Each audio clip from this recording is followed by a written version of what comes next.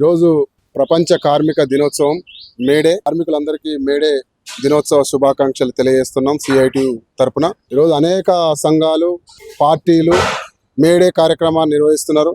అనేక మంది మేడే చరిత్ర తెలవకుండా మేడే కార్యక్రమం అనగానే ఏదో స్వీట్లు పంచుకొని కేకులు కట్ చేసి ఈ పద్ధతిలో అనేక పార్టీలు ఈ మేడే కార్యక్రమాన్ని నిర్వహిస్తున్నారు. కానీ మేడే చరిత్ర తెలవాల్సిన అవసరం ఉన్నది.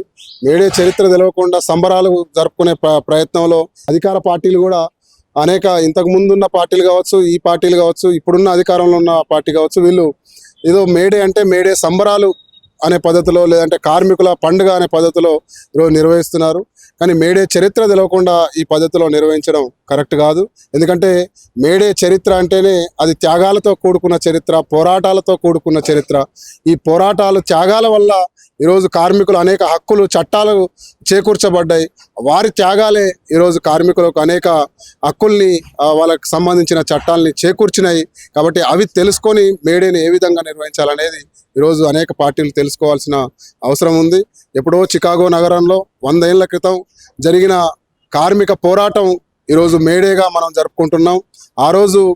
ఆ రోజున్న కార్మికులు, అప్పుడే వచ్చిన కార్ఖానాలు, అప్పుడే వచ్చిన పరిశ్రమలు, అప్పుడే వచ్చిన యంత్రాలు, ఈ యంత్రాల ద్వారా యజమానులు కార్మికులందరినీ పీడించి పని గంటలు లేకుండా రోజుల తరబడి కంపెనీలలో యంత్రాల మీద పనిచేయించి లాభాలే ఆశించి ఆ రోజు కార్మికుల్ని పనిచేయిస్తున్న క్రమంలో మేము మా కుటుంబంతో గడపొద్దా, మా కుటుంబానికి మేము దూరం అవుతున్నాం, కేవలం మీ లాభాల కోసమే మీకు బానిసలుగా పనిచేయాల్సిన పరిస్థితి మాకు దాపురించిందని చెప్పి ఆ రోజు కార్మికులు మొత్తం తిరగబడి రోడ్ల మీదకి వచ్చిన క్రమంలో చికాగో నగరంలో జరుగుతున్న ర్యాలీ మీద ఎవరైతే పెట్టుబడిదారులు, యజమానులు ఉన్నారో ఆ యజమానులు వాళ్ళ మీద దాడి జరిపించి ప్రైవేట్ సైన్యాలతో కాల్పించిన క్రమంలో వేలాది మంది ఆ రోజు చికాగో నగరంలో చనిపోవడం జరిగింది.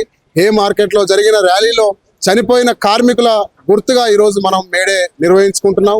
వాళ్ళు చనిపోయి ఈరోజు ప్రపంచంలో ఉన్న కార్మికులందరికీ అనేక హక్కుల్ని కల్పించిన పరిస్థితి ఉంది.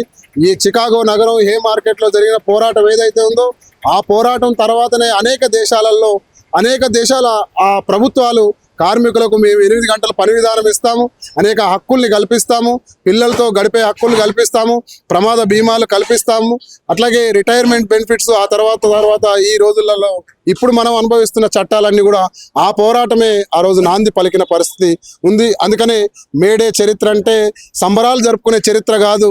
మేడే చరిత్ర అంటే త్యాగాల చరిత్ర. అనేక మంది త్యాగం చేసి ఈ రోజు ఉన్న కార్మికులకి ఈరోజు అనేక హక్కుల్ని కల్పించిన చరిత్ర. కాబట్టి సిఐటి ఆధ్వర్యంలో ఈరోజు హైదరాబాద్ నగరంలో అమరవీరుల స్ఫూర్తితోని అమరవీరుల స్తూపాన్ని ముందుంచుకొని భారీ ర్యాలీని మేము నిర్వహించిన పరిస్థితి ఉంది. హైదరాబాద్ నగరంలో మేడే అంటే ఈ సంబరాలు, ఈ కేకులు కట్ చేయడాలు ఇది కాదు కావాల్సింది. నగరంలో ఉన్న, లేదు రాష్ట్రంలో, తెలంగాణ రాష్ట్రంలో ఉన్న కార్మిక వర్గానికి జరగాల్సిన న్యాయం జరగాలనే పద్ధతిలో ఈరోజు మేము రాష్ట్ర ప్రభుత్వానికి కానీ, కేంద్ర ప్రభుత్వానికి కానీ ఈ ర్యాలీ సందర్భంగా తెలియజేసిన పరిస్థితి ఉంది. అదేవిధంగా రాష్ట్ర ప్రభుత్వం చూస్తే ఈరోజు రాష్ట్రంలో 73 షెడ్యూల్డ్ ఎంప్లాయ్మెంట్ జీవోలు ఉన్నాయి.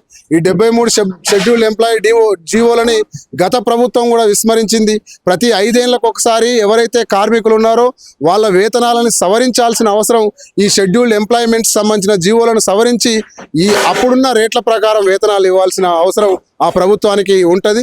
కానీ గతంలో ఉన్న బీఆర్ఎస్ ప్రభుత్వం విస్మరించింది. ఈరోజు రేవంత్ రెడ్డి గారి కాంగ్రెస్ ప్రభుత్వం వచ్చింది. కాంగ్రెస్ ప్రభుత్వం వచ్చే ముందు కూడా కార్మికులకు సంబంధించిన అనేక సమస్యలన్నింటినీ కూడా వాళ్ళ ముందు ఉంచడం జరిగింది. మొత్తం మేము వస్తే అన్ని సమస్యలు పరిష్కారం చేస్తామనే పద్ధతిలో మాట్లాడారు. ఈరోజు కార్మిక శాఖ కూడా ఈ జీవోలను సవరించి రేవంత్ రెడ్డి ప్రభుత్వానికి అందించిన పరిస్థితి ఉంది. కానీ ఎక్కడ కూడా ఈ 73 జీవోలను, షెడ్యూల్డ్ ఎంప్లాయ్మెంట్ జీవోలను సవరించేందుకు వాళ్ళు ఏమాత్రం ప్రయత్నం చేయలేదు. ఒక నోటిఫికేషన్ మాత్రం ఒకటి రిలీజ్ చేసి చేతులు దులుపుకున్న పరిస్థితి ఉంది. ఆ నోటిఫికేషన్లో కూడా కేవలం గతంలో ఏదైతే బేసిక్ ఉందో ఆ బేసిక్ వేతనాన్నే ఇప్పుడున్న వీడిఏకు యాడ్ చేసి ఇదే బేసిక్ వేతనంగా మేము నిర్ధారిస్తున్నాం అనే పద్ధతిలో, అంటే పాత సీసాలో కొత్త సార పోసి మేము ఇస్తున్నాం అనే పద్ధతిలో ఈరోజు ప్రభుత్వం వ్యవహరిస్తున్న పరిస్థితి ఉంది. కాబట్టి ఇప్పుడున్న ధరలకు అనుగుణంగా కార్మికుల నిజ వేతనాలని నిర్ణయించాల్సిన అవసరం ఉంది. ఆ పద్ధతిలో రేవంత్ రెడ్డి ప్రభుత్వం ఆలోచించాలని చెప్పి మేము కోరుతా ఉన్నాం. ఇప్పుడు కార్మిక సంఘాల ఏకతాటితో లేరు కాబట్టి ఇట్లాంటి కార్మికులకు సమస్యలు కానీ కార్మికుల హక్కుల్ని ఇప్పుడు వరకు కూడా నెరవేర్చలేకపోతున్నారు. కార్మిక సంఘాలు ఏకతాటి మీదనే ఉన్నాయి. ఎందుకంటే మార్చి 18వ తారీఖు ఢిల్లీలో ఒక భారీ సదస్సు జరిగింది. కొన్ని వేల మందితోనే ఆల్ ట్రేడ్ యూనియన్స్, వ్యవసాయ, రైతు, కార్మిక సంఘాలన్నీ కలిసి మార్చి 18వ తారీఖు ఢిల్లీలో ఒక సదస్సును నిర్వహించారు. ఆ సదస్సు ద్వారా వాళ్ళు ఇచ్చిన పిలుపు ఏంటంటే, ఆల్ ట్రేడ్ యూనియన్స్ ఇచ్చిన పిలుపు ఏంటంటే, ఈ దేశంలో నరేంద్ర మోడీ ప్రభుత్వం వచ్చిన తర్వాత లేబర్ కోడ్లు అనేది ఈరోజు తీసుకొచ్చారు. ఆ నరేంద్ర మోడీ కంటే ముందున్న ప్రభుత్వాలు ఏవైతే కార్మిక చట్టాలను అవలంబించారో ఆ కార్మిక చట్టాలన్నింటినీ కూడా మేము పక్కకు నెట్టేస్తున్నాం. ఇప్పుడు కొత్త లేబర్ కోడ్లను తీసుకొస్తున్నాం అనే పద్ధతిలో నరేంద్ర మోడీ ప్రభుత్వం లోక్సభలో, పార్లమెంట్లో ఆ లేబర్ కోడ్లను ఆమోదించిన పరిస్థితి ఉంది. ఈ లేబర్ కోడ్లు కనుక అమలులోకి వస్తే కార్మిక చట్టాలు మొత్తం కూడా తుడిచిపెట్టుకుపోయే పరిస్థితి, ప్రమాదం ఈరోజు ఉన్నది. లేబర్ కోడ్లలో ప్రధానంగా చూసినప్పుడు ఇలా వేజ్ కోడ్ అనే ఒక కోడ్ని తీసుకొచ్చారు. గతంలో కనీస వేతనాల చట్టం ఉండేది. ఈ కనీస వేతనాల చట్టాన్ని మొత్తం సవరించేసి ఇక కార్మికుడు కనీస వేతనం అడగడానికి హక్కు లేకుండా ఈరోజు వేజ్ కోడ్ మనకు కనిపిస్తుంది. ఇదే పద్ధతిలో కార్మికునికి భద్రతా చట్టం కావచ్చు, లేదంటే మిగతా రిటైర్మెంట్ బెనిఫిట్స్ ఇచ్చే చట్టం కావచ్చు, బోనస్ యాక్ట్ కావచ్చు, ఇవన్నీ కూడా మొత్తం కూడా తుడిచిపెట్టి వేసే ఇక పెట్టుబడిదారులు, యజమానులు ఎవరైతే ఉన్నారో వాళ్ళు ఇచ్చిందే తీసుకోవాలనే పద్ధతిలో ఇలా లేబర్ కోడ్లు ఉన్నాయి. అందుకని ఈ లేబర్ కోడ్లు నరేంద్ర మోడీ ప్రభుత్వం వెనక్కి తీసుకోవాలనే డిమాండ్ చేస్తూ ఈరోజు మొత్తం ఢిల్లీలో జరిగిన సదస్సులో మే 20వ తారీఖు సమ్మె చేయాలని చెప్పి పిలిపివ్వడం జరిగింది. అన్ని కార్మిక సంఘాలు, ఒక BMS బీజేపీకి సంబంధించిన కార్మిక సంఘం మినహాయిస్తే మొత్తం కార్మిక సంఘాలన్నీ కూడా ఈరోజు సమ్మెలో భాగస్వామ్యం అవుతున్నాయి. రాష్ట్రంలో కూడా రేవంత్ రెడ్డి ప్రభుత్వం విభజించి పాలించే ప్రయత్నం చేస్తున్నాడు. ఈరోజు మినిమం వేజ్ బోర్డు వేశారు. మినిమం వేజ్ బోర్డులో అన్ని కార్మిక సంఘాలకు ప్రాతినిధ్యం ఉండాలి. అందులో లెఫ్ట్ సంఘాలుగా చూసినప్పుడు కేవలం ఒక AITCకి మాత్రమే ప్రాతినిధ్యం ఇచ్చి ఈ మిగతా సంఘాలు, కార్మిక సంఘాలు ఎవరైతే ఉన్నారో వాళ్ళందరినీ పక్కకు నెట్టేశాడు. అదేవిధంగా INTC వాళ్ళ సంఘానికి మాత్రం వాళ్ళు ప్రాతినిధ్యం ఇచ్చారు. ఇక అధికారులకు, యాజమాన్యాలకు మాత్రం పెద్దపీట వేసిన పరిస్థితి ఉంది. ఇక మరి కార్మికుల కనీస వేతనం నిర్ణయించాల్సిన బోర్డులోనే యాజమాన్యాలు పెద్ద ఎత్తున ఉంటే కార్మికులకు సంబంధించిన వేజ్ నిర్ణయం ఎక్కడ జరుగుతుంది? జరగకుండా ఉండే అవకాశం ఉంటుంది. అందుకనే రేవంత్ రెడ్డి ప్రభుత్వానికి కూడా ఆల్ ట్రేడ్ యూనియన్స్ గా మేము గతంలో కూడా డిమాండ్ చేసాం.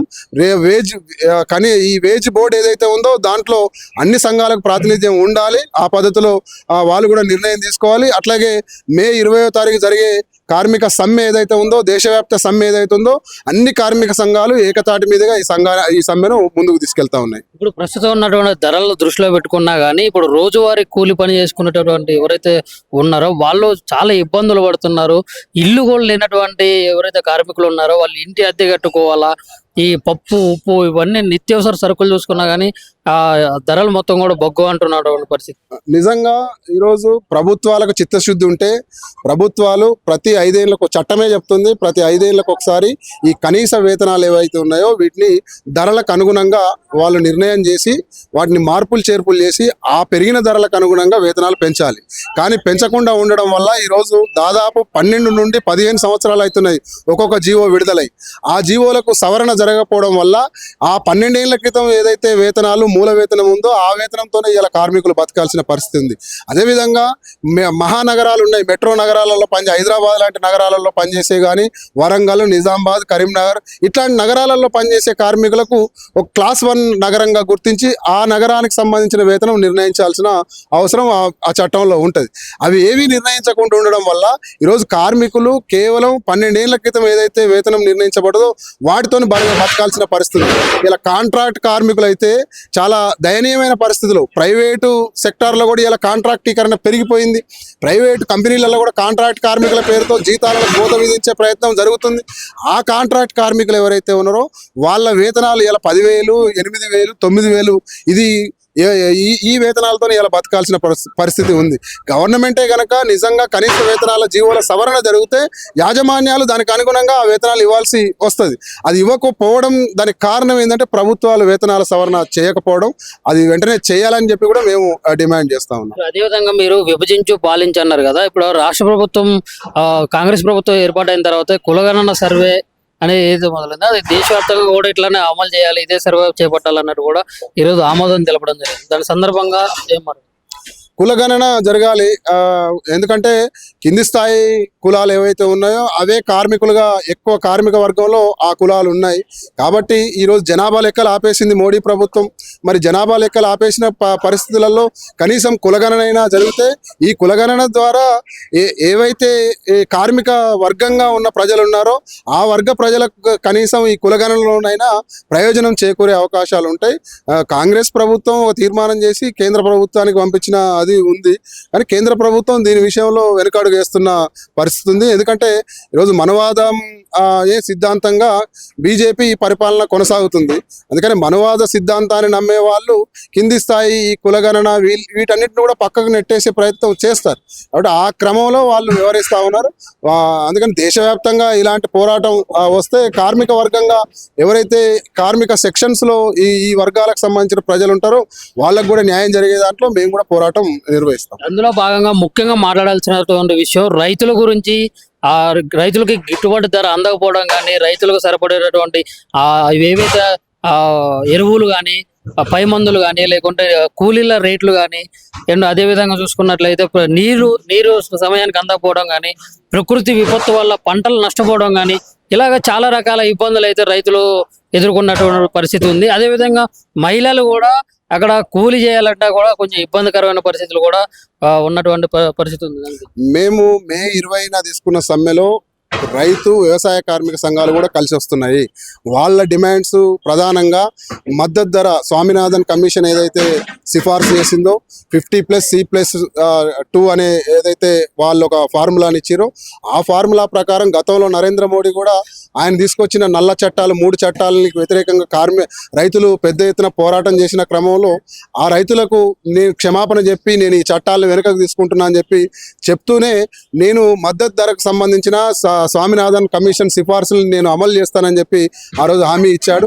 ఆ హామీని విస్మరించిన క్రమంలో ఇలా రైతులు కూడా కార్మికులతోని కార్మిక కర్షక మైత్రిగా ఈరోజు సమ్మెలోకి వెళ్తున్న పరిస్థితి ఉంది. కాబట్టి రైతులకు ఏదైతే ప్రభుత్వాలు హామీలు ఇచ్చాయో ఆ హామీలని అమలు చేయాలి మోడీ ప్రభుత్వం. అదేవిధంగా ఈరోజు మీరు అడిగిన ఏదైతే పై మందులకు సంబంధించిన సబ్సిడీ కావచ్చు, విత్తనాల సబ్సిడీ కావచ్చు, ఇవన్నీ కేంద్ర ప్రభుత్వం హయాంలో ఉండే అంశాలు. కేంద్ర ప్రభుత్వం గతంలో బడ్జెట్లో ఆ కేటాయింపులు చేసేది. కానీ నరేంద్ర మోడీ ప్రభుత్వం వచ్చిన తర్వాత రైతుకు సంబంధించిన బడ్జెట్లో ఈ సబ్సిడీల విషయంలో మొత్తం కూడా కోతలు విధిస్తూ వచ్చింది.